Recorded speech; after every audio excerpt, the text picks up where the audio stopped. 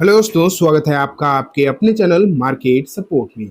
दोस्तों, आज की इस वीडियो में हम बात करने वाले हैं स्विलोन के बारे में।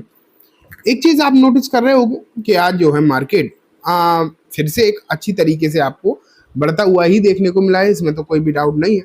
एंड जिस तरीके की तेजी आपको आज एक बार फिर से मार्केट में देखने को मिली, इन्वेस्टर्स खुश भी रहे।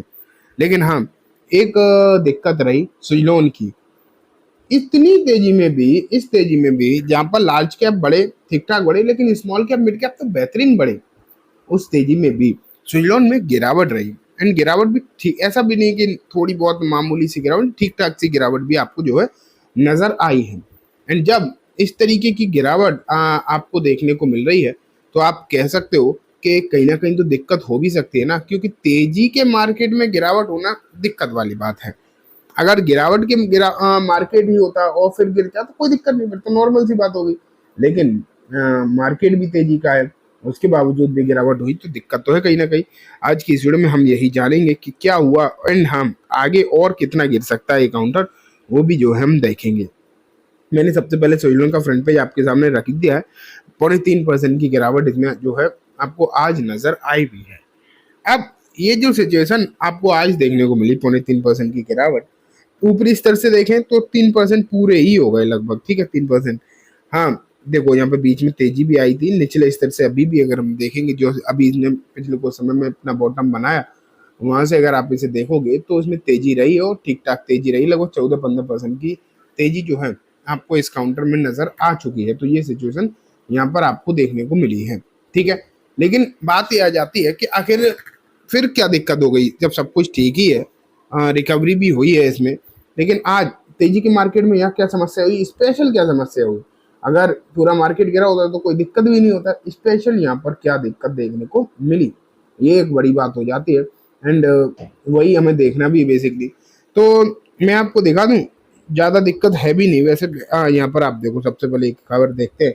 Solar energy prices witness slide drop at mid day, मतलब मार्केट के बीच में या फिर हाँ हाफ टाइम के आसपास इसमें गिरावट जो देखने को मिली है।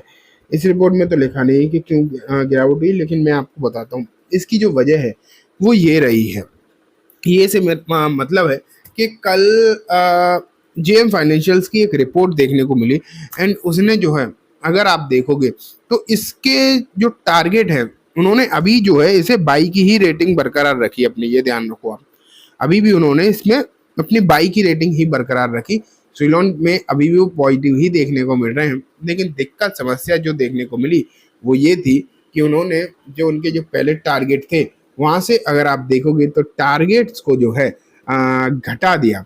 एंड जो टारगेट घटते हुए देखने को मिले हैं, वो एक कहीं ना कहीं समस्या वाली बात आपको देखने को मिली है।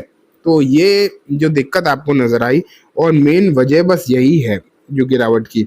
अब आप ये मान के चलो, जेएम फाइनेंशियल्स ने क्या करे हैं, टारगेट कितने दे दिए हैं, वो देखना काफी ज्यादा इंपॉर्टेंट हो जाता है। तो ये देखो, यहाँ पर क्लियरली लिखा है कि स्विलोन ने जो है बाई की ही रेटिंग यहाँ पर दी है, ठीक है।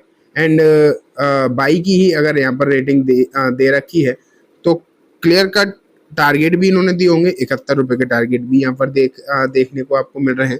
लेकिन दिक्कत ये कि पहले इनकी टारगेट 80 रुपए के थे, ये भी आपको देखना चाहिए। पहले तो 80 रुपए के टारगेट थे, एंड अब अगर आप देखोगे तो 71 रुपए के टारगेट आपको जो है देखने को मिल रहे हैं। तो करंट प्राइस से तो दोनों ही टारगेट आपको ज्यादा दिखाई दे रहे हैं, इसमें तो कोई डाउट नहीं है। अगर मतलब इनके जो प्राइस टारगेट हैं, ये अगर आ जाते हैं तो नुकसान किसी को नहीं है, चाहे अभी खरीद के रखा हो या फिर पहले को, नुकसान नहीं है। लेकिन हाँ, इतना जरूर आपको देखने को मिल रहा है कि जो पहले टारगेट थे, अच्छे टारगेट थे बेसिकली, वो टारगेट हो सकता है आपको देखने को ना मिले, ऐसा जेएम फाइनेंशियल्स ने कहा है। एक और बात मैं आपको बता दूं दोस्तों, कि कोई भी ब्रोकरेज फर्म चाहे गिरावट में प्रोडिक्शन करे या तेजी में प्रोडिक्शन करे, आप ये नहीं कह सकते कि 100% उसके टारगेट जो है सही हो जाएंगे, 100% प्रोडिक्शन जो है सही ही हो जाएगी। ऐसा तो नहीं होता है, ये तो हमने हमेशा ही देखा है। लेकिन हाँ, थोड़ा बहुत फर्क कहीं ना कहीं आ जाता है। जब इस तरीके की रिपोर्ट जो है निकल कर आती है ना, तो थोड़ा बहुत फर्क तो आ ही जाता है। और उसका इम्पैक्ट कहीं ना कहीं शॉर्ट टर्म के लिए तो पड़ ही जाता है जब रिपोर्ट निकल कर आती है। और अगर देखा जाए तो आज के समय पर जो गिरावट हुई है ना आज, स्पेशली तेजी के मार्केट में, वैसे तो बहुत बड़ी कोई दिक्कत वाली बात नहीं है, बहुत बड़ी कोई टेंशन जैसी भी बात नहीं है, लेकिन हाँ ये जो भी आप गिरावट है, चाहे आप इसे ज़्यादा मानो या कम मानो वो आपके ऊपर है, लेकिन ये जो भी गिरावट हुई है इसके पीछे रीज़न यही है। और कोई भी अगर आप देखोगे कोई भी प्रॉब्लमेटिक रीज़न जो है यहाँ पर दिखाई नहीं दे रहा, कोई भी ऐसा रीज़न नहीं है जिसके चलते हम कह सकें कि आने वाले दिनों में कोई समस्या देखने को मिल सकती है, ऐसा कुछ भी नहीं है। ठीक है, तो ये आप बात मान के फिलहाल के समय पर चल सकते हो कि सिचुएशन ऐसा कोई दिक्कत भरी तो देखने को मिल नहीं रही है, बाकी की चीज़ें सब नॉर्मल ही हैं। हाँ, वैल्यूएशन की जो चिंता हमेशा लोग लगा कर रखते हैं कि वैल्यूएशन, तो अगर आप देखोगे, अगर आप इसे पीयर्स से कंपेयर करोगे, पीयर्स मतलब इसकी दूसरी सेम सेक्टर की कंपनी जो सेम काम करती हैं, चाहे वो दूसरी कोई भी कंपनी हो, आप ये मान के चलो दूसरी कोई भी कंपनी हो, आप इस किसी से भी इसे कंपेयर कर लो, सभी कंपनीज के कंपैरिजन में सबसे सस्ती अगर आपको कोई कंपनी देखने को मिलेगी तो वो यही आपको नज़र आने वाली है। इसलिए ऐसा टेंशन जैसी कोई बात नहीं है। रिन्यूएबल के जो प्रोजेक्ट हैं वो लंबे समय के हैं। रिन्यूएबल एनर्जी भारत में देखो, ट्रंप का इसको लेकर नज़रिया थोड़ा बदला हुआ है, और ट्रंप का तो पूरी दुनिया को लेकर ही नज़रिया बदला हुआ है। उन्होंने तो बस एक ही चीज़ सोच रखी है कि हम अपने देश को बस ठीक ठाक चलता रहे, बाकी दुनिया में चाहे जो भी हो जाए, चाहे कितने भी उसके नेगेटिव इम्पैक्ट पड़े, हमें उससे कोई भी लेना देना नहीं है ना। लेकिन भारत में अगर आप देखोगे तो ऐसा नहीं है, भारत में वो सिचुएशन आपको दिखाई नहीं देती। भारत रिन्यूएबल को लेकर काफ़ी ज़्यादा सोचता है, और भारत में रिन्यूएबल एनर्जी के जो प्रोजेक्ट हैं वो तो चलेंगे, उसमें कहीं भी कोई समस्या देखो आपको आने वाले दिनों में देखने को नहीं मिलेगी। हाँ, ये सब बात ज़रूर है कि लॉन्ग टर्म प्रोजेक्ट होते हैं तो एक दो दिन में तो कुछ भी होता नहीं है, तो समय लगेगा। एंड समय लगेगा तो देखते हैं, ऐसा कोई जल्दबाजी भी क्या है। ठीक है, तो ये बात होगी। अब मैं ना आपको एक बार डेटा भी दिखाता हूँ। ये देखो, डेटा में आपको जो देखने को मिलेगा वो थोड़ा सा हैरान कर देने वाला है कि गिरावट भले ही आपको थोड़ी सी देखने को मिली तो 2.5% की, लेकिन जो बिकवाली हुई है, शेयर्स की बिकवाली हुई है बेसिकली, वो आपको अच्छी खासी देखने को मिली है। लगभग लगभग 10.5 करोड़ शेयर्स आपको यहाँ पर बेचते हुए देखने को मिले, सिर्फ और सिर्फ एनएसई पर। अगर हम बीएसई को भी इंक्लूड कर लें तो लगभग 62 लाख, तो आप ओवरऑल कह सकते हो कि 11 करोड़ के आसपास शेयर जो हैं इस क्वांटिटी में शेयर्स की जो है बिकवाली आपको देखने को मिली है।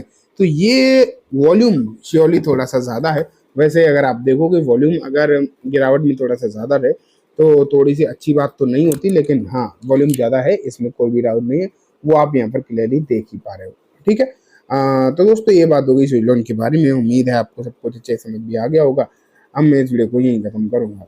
यानी से पहले बस एक बार बोलना चाहूँगा, वीडियो अच्छी लगी हो तो इसे लाइक करना, चैनल को भी ज़रूर सब्सक्राइब करना, चाहते आते बेल आइकन दबाना, जिससे कि जब भी मैं कोई वीडियो डालूँ आपके पास नोटिफिकेशन सबसे पहले आ जाए। इन दोस्तों वीडियो सिर्फ और सिर्फ एजुकेशन एंड इन्फॉर्मेशन पर्पस है, तो इसे किसी भी तरीके की बाइंग सेलिंग की रिकमेंडेशन के तौर पर बिल्कुल भी ना देखें। Thank you.